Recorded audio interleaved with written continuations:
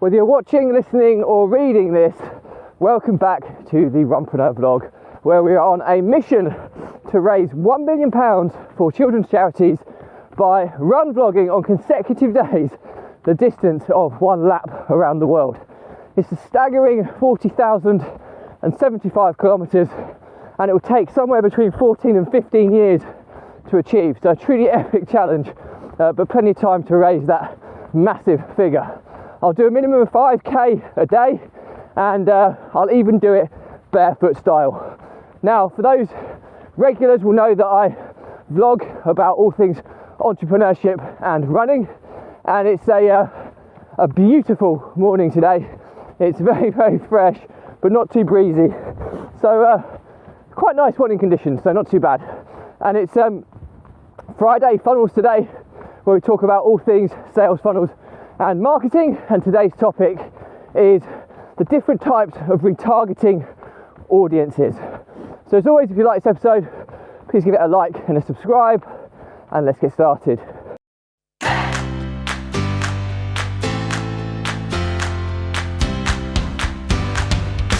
So, the different types of retargeting audiences. Now firstly, where does this fit? Okay, so I'm a massive Russell Brunson fan, so this is all kind of in line with what Russell teaches and promotes, and stuff that I follow and implement into my business and businesses. And first and foremost, it's worth understanding where retargeting audiences fit in. So if we look at it, it's a way of kind of engaging and driving traffic ultimately. Okay, so it's to do with traffic. So how do we, when do we come to retargeting audiences? Well, the process you should follow to drive traffic in this order is, number one, content creation. Okay, you can't get away from the fact that you have to create content, whether it's daily, weekly, monthly, whatever. You have to create content. Okay, number two is collaborations, or as Russell Brunson calls it, the Dream 100, which is the collaborations, the strategic alliances, the partnerships that you're going to be focused on to kind of cross promote or share your message to a bigger audience. Okay, now this is often the most important strategy, because one key alliance can turn your business around overnight. So Dream 100 is two. Okay, so where do your target market hang out? Who do they follow? What brands, products do they follow? Where do they hang out? What Facebook groups, forums, etc. And you're looking to collaborate with those people or places to get your message out to a wider range of your target audience. Number three is affiliates. So affiliates are people who have bought or know or like and trust you before, and they can promote and sell your products and services for a commission. Okay, it's like having your own army of commission-based salespeople. So again, and these are people that have already been converted to one of your fans, if you like. So it's an amazing opportunity that so many people don't utilise. It's like having a ready-made sales team and giving them the tools to do it. So super important. And then the fourth one in the list is really when you're ready to start scaling on a mass level, and that's paid advertising. Okay, some people use paid advertising earlier for testing, and it gives you a good indication of the market. So yeah, I agree, but it should be in that order. You shouldn't really start doing paid advertising until you've exhausted the other three. Okay, not exhausted them, but have the other three in play. And paid advertising is where you create audiences that you advertise to, and in this instance we're talking about custom audiences. So how you can set up different groups of people that are doing certain actions. Okay, so this is where your kind of different types of retargeting audience will fall, because what you're going to do is there's three real different buckets of audience type here, right? There's anything other than this you won't be retargeting to. Okay, so what you'll generally do, you'll run your ad, okay, and you'll get some form of engagement. Well, you get people that do nothing, you'll get people that do some form of engagement with your ad, you'll get people that actually click on your ad and get to your landing page, opt-in page, sales page, whatever it is, and you'll get people that actually buy or kind of opt in to your product or service. Okay, so the three different types of retargeting audience that you need to be aware of is engaged. Right, this is people that have engaged with your ad in some capacity, whether they've given it a like or a comment of some kind. They haven't clicked the link, but they've engaged with the ad. So it might be a video and people have shared it or liked it. Okay, so that's audience one, engaged. They're really kind of soft interest. Okay, number two is what we call landed. So these are people that have clicked the ad and have landed on the landing page. Okay, these are warm, these are warmer types of traffic because they're clearly interested in what you do because they've clicked on your ad. Okay, that's what you're paying for. You're paying for people to click or paying for you to take an action on your ad. So these guys are, are really, really, really good. This is people that hopefully you can nurture through your advertising to becoming an opt-in or a client ultimately. And then number three is your owned traffic, okay, or owned audience. These are people who've actually opted in, filled in the form, downloaded the lead magnet, or depending on your funnel, they might have bought something, so they become a customer of some kind, and you have their email details, etc. So where the engaged and landed audience is, you're always looking at the next step. Okay, so when you're retargeting, so your engaged audience are going to be people that have engaged with the ad but haven't clicked the link. So when you've got your Facebook ads or whatever ad profile set up correctly, you'll have pixels that track at certain events, and one of the events will be an engagement on your ad. Okay, so what that will allow Facebook to do is it will ring fence all those people that have engaged. You then have a set audience there, which is your engaged audience, that you then can send a second ad to, and you normally only do this 5 days, up to 5 days after the initial engagement, but you could send them an ad or a stream of ads to try and sell the next step in the process. And so remember, in that instance, you're selling them clicking on the ad, so you're selling the click.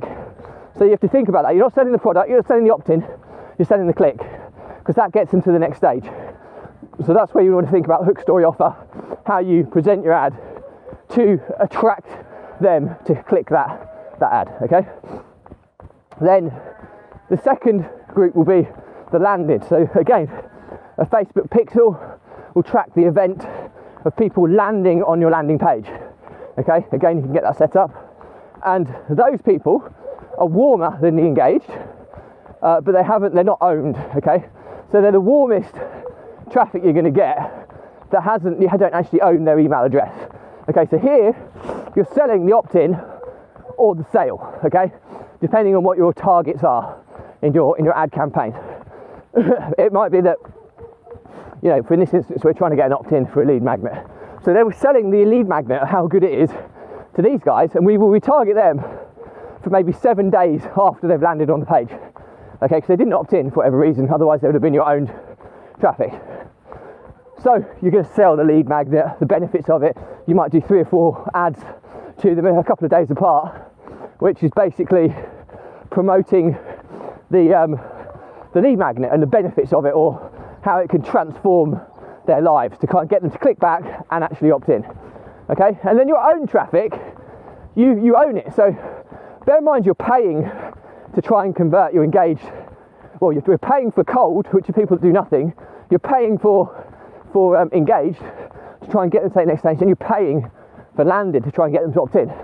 But once you have them as own traffic, i.e. you have their details and their email address, you can then nurture them for free using your email marketing. But it won't be exactly for free because you might be paying for email automation software, but you can set them into soap opera sequences where you tell them a story over the course of time and nurture them nice and slowly. You can then close them with some Seinfeld sequences, which are closing or broadcast based closing emails to try and close them to sign up to a product or book a sales call or whatever the next stage in the customer journey is. But the key thing is understand this before you start your ad campaigns. Now, I have had limited success with Facebook ads, I'm going to confess. I do know a fair bit about it because I've learned and studied it, but I've had limited success. But we are going to hit this much bigger this year. Okay, so, but I understand these concepts and they're fresh in my mind, so that I'll have a very clear structure for how I'm going to be advertising, and I'll document this and share my results with you. But the key thing is I have the foundational knowledge to know what my strategy is, and I know that how each ad needs to be different from one another depending on the next objective. And I think that's cool, that's key. The next thing is having, you know, enough of a budget to do lots of testing to get the optimum conversion rates. Okay, you're not gonna, it's very rare you nail it on your first set of ads. So it's setting multiple different types of ads, testing them over a period of time, moving the next one on that converts the highest and binning the ones that don't. So you're like using controls and variables all the time. You're tweaking little things to get to the rate that you're targeting, and that will differ depending on what your product and service is, how high ticket, what the, you know, there'll be lots of variables that will dictate that. But cut long story short, understand the 3 different types of retargeting audiences. You're always going to pay for your cold traffic, but once you've paid for your cold traffic, you'll be building up your lists of engaged traffic, landed traffic, and hopefully ultimately owned traffic. So we do a lot of organic marketing to grow our owned traffic, but to take it to the next level, we'll be putting a lot more focus on the paid. So hopefully that's useful. As always, if you've got any questions on this, drop me a comment, I'll respond to everyone. If it's a bigger topic, I'll do a separate vlog episode and tag you in. Do check out the links in my bios where you can watch, listen or read my content depending on where you want to absorb it. Also, there's links to my social profiles where there's different types of content on each platform. But most importantly, it will help you keep up to date with my epic challenge of raising £1 million for children's charities by run vlogging on consecutive days the distance of 1 lap around the planet, which is truly epic.